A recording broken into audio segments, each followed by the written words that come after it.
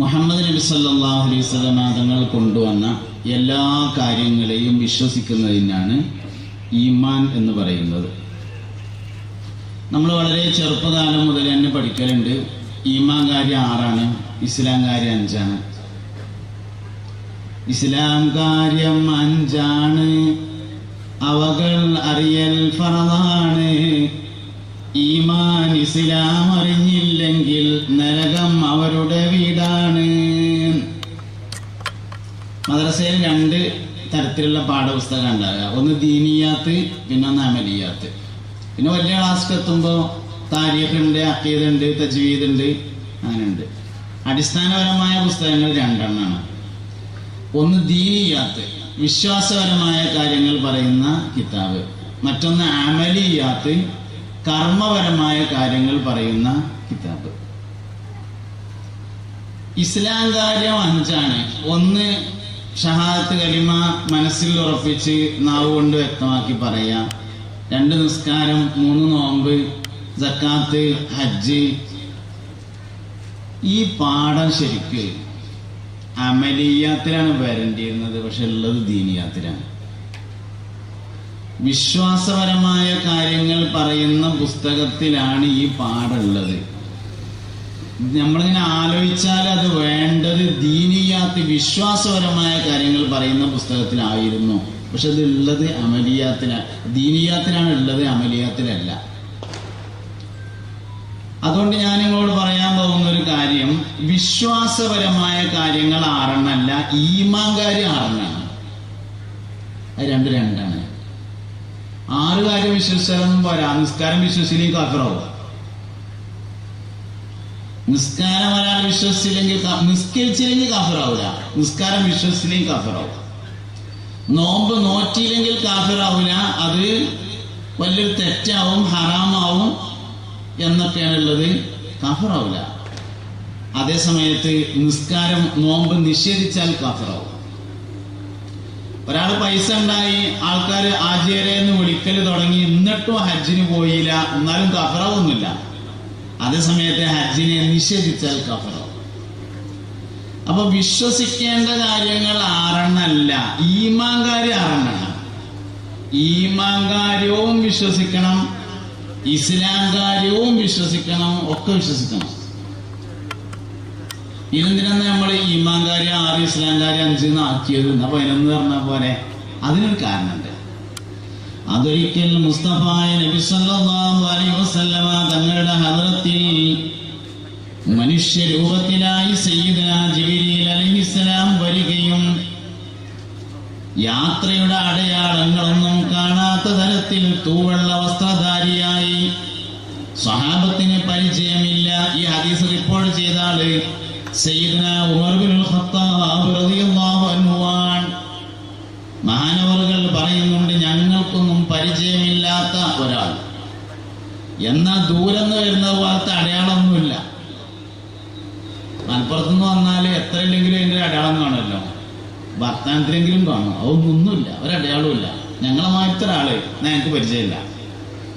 അങ്ങനെ വന്ന് കാലിന്റെ മുട്ടിനോട് മുട്ട് ചേർത്ത് വെച്ച് നബി തങ്ങളുടെ അടുക്കൽ ഇരുന്നു കൊണ്ട് ചോദിച്ചു, മൽ ഇസ്ലാമു യാ റസൂലല്ലാഹ്, അല്ലാഹുവിന്റെ റസൂലേ, ഇസ്ലാം എന്നാൽ എന്താണ്?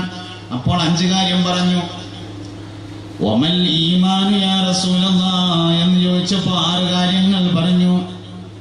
വമൽ ഇഹ്സാനു യാ റസൂലല്ലാഹ് എന്ന് ചോദിച്ചപ്പോൾ അൻ തഅബ്ദുല്ലാഹ കഅന്നക തറാ ഇലാ ആഖിരിഹി പറഞ്ഞു. അപ്പോൾ ഒരു ചോദ്യം ചോദിച്ചു, ഖിയാമത്ത് നാളിന്റെ ഡേറ്റ് എന്നേക്കാരെന്ന് ചോദിച്ചു. മത്തസ്സാ, എന്നാണ് ഖിയാമത്ത് നാളിന്റെ തീയതി എന്ന് ചോദിച്ചു.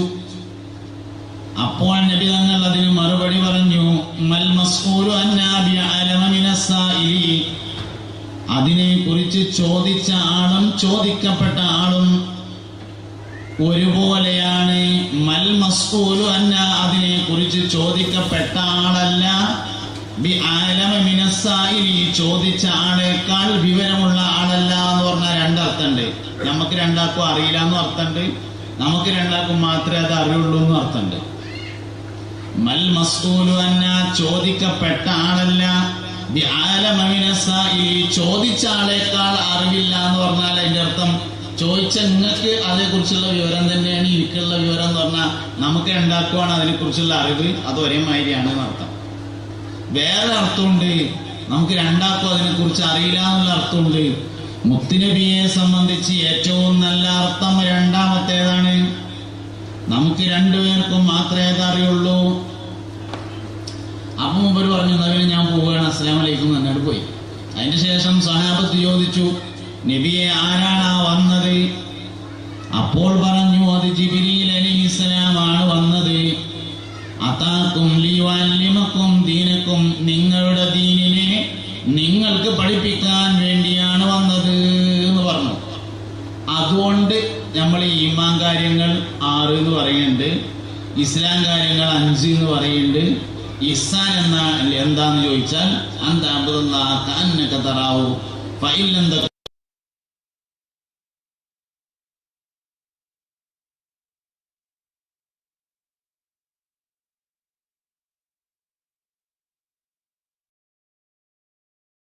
വിശ്വാസയിലുണ്ട്. അള്ളാഹുവിനെ കൊണ്ട് വിശ്വസിക്കുക എന്ന് പറഞ്ഞാൽ അള്ളാഹു ഒരുവനാണെന്ന് വിശ്വസിക്കണം. അള്ളാഹു സമദാണെന്ന് വിശ്വസിക്കണം. നിരാശ്രയൻ എന്ന് പറഞ്ഞാൽ എല്ലാവർക്കും അള്ളാഹിനെ ആവശ്യമില്ല, അള്ളാഹുവിനായിരിക്കും ആവശ്യമില്ല. അല്ലില്ല എന്ന് പറയുന്നതും അള്ളാഹുവിനെ ആശ്രയിച്ച, എല്ലാവർക്കും അള്ളാഹിനെ ആവശ്യമുണ്ടെന്ന ഒരാൾക്കും ഒരാളിലേക്കും അള്ളാഹുവിന് ആവശ്യമില്ല. അതൊക്കെ വിശ്വസിക്കണം. 20 വാജിബായ സിഫത്തുണ്ടെന്ന് വിശ്വസിക്കണം, 20 മുസ്തഹീലായ സിഫത്തുണ്ടെന്ന് വിശ്വസിക്കണം, 1 ജായിസായ സിഫത്തുണ്ടെന്ന് വിശ്വസിക്കണം. അള്ളാഹുവിന് അസ്മാഉൽ ഹുസ്ന 99 ഉണ്ടെന്ന് വിശ്വസിക്കണം. അസ്മാഉ 99 അല്ല കേട്ടോ, അസ്മാഉൽ ഹുസ്ന 99. എന്റെ മലപ്പുറം ഭാഷ നിങ്ങൾക്ക് മനസ്സിലാവുന്നുണ്ടല്ലോ അല്ലേ? ഇല്ല എന്ന് പറഞ്ഞിട്ട് വേറെ രക്ഷയില്ല. നെല്ല എന്ന് പറഞ്ഞാൽ വേറെ ഭാഷയിൽ സംസാരിക്കാൻ അവർക്കൊന്നുമില്ല. ഇങ്ങനെ തന്നെയാണ്. ഇത് ഇങ്ങനെ കുറച്ച് കേൾക്കുമ്പോൾ നിങ്ങൾക്ക് മനസ്സിലായിക്കോളും, അത്രയും പനി വഴിയുള്ളൂ എന്നുള്ളതാണ്.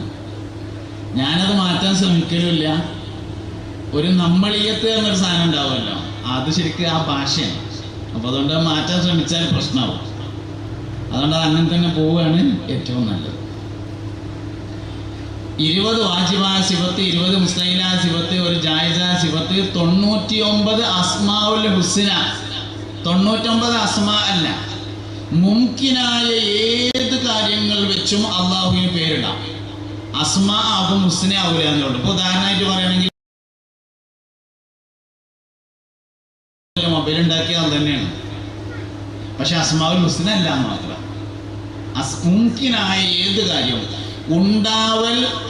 ഉണ്ടാവാൻ പറ്റുന്ന, ഉണ്ടാവൽ അനുവദനീയമായ ഏത് വിഷയത്തിലേക്ക് ചേർത്തുകൊണ്ടും അള്ളാഹുവിന് പേര് പറയാം, ഒരു കുഴപ്പമില്ല.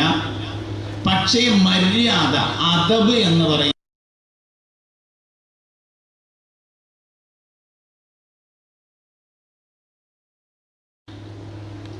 ഉദാഹരണമായിട്ട് പറയാം, ഇപ്പൊ നമ്മള് പള്ളിയെ നമ്മൾ ബൈത്തുള്ള എന്ന് പറയും, അള്ളാഹുവിന്റെ വീട് എന്ന് പറയും. സംഗതി നമ്മൾ ഉണ്ടാക്കിയതാണെങ്കിലും അള്ളാന്റെ വീട് എന്ന് പറയും. അത് അള്ളാന്റെ തന്നെയാണ്, ഉറപ്പാണ്. സംഭവം അമ്പലും അള്ളാന്റെ തന്നെയാണ്, പക്ഷെ പറയാൻ പറ്റില്ല. അത് പറയാൻ പറ്റില്ല, കാരണം നന്മയിലേക്ക് മാത്രമേ അള്ളാഹുവിനെ ചേർക്കാവൂ എന്നതാണ് മര്യാദ. സംഗതി അങ്ങനെ അല്ലാത്തതുകൊണ്ടല്ല.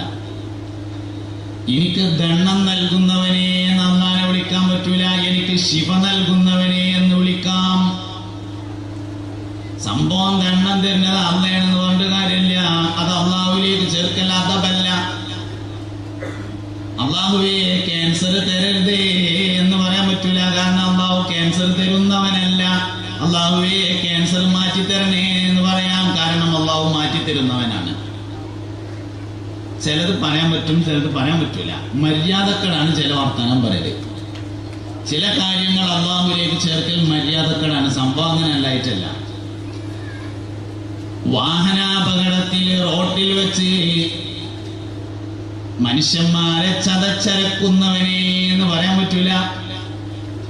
റോഡിൽ വാഹനാപകടത്തിൽ ചതഞ്ഞരയുന്നതിനെ തൊട്ട് കാക്കുന്നവനെ എന്ന് പറയാൻ പറ്റും. നന്മയാണ് അള്ളാഹുവിലേക്ക് ചേർക്കേണ്ടത്, തിന്മ അള്ളാഹുവിലേക്ക് ചേർക്കാൻ പാടില്ല.